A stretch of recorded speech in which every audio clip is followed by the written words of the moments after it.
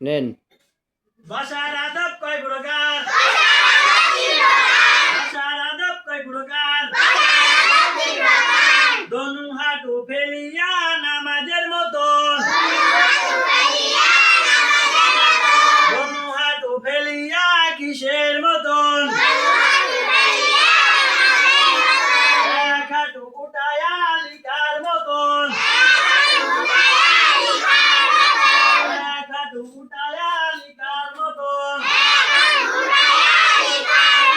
দনু হাঁটু উঠায়া খাওয়ার মতন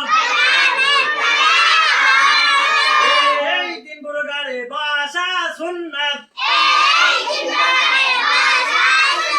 অন্যভাবে ভাষা জায়েজ কিন্তু সুন্নাত হবে না সত্তা যাবে না নেকি আদায় হবে না এটা ভুল হয়ে গেল।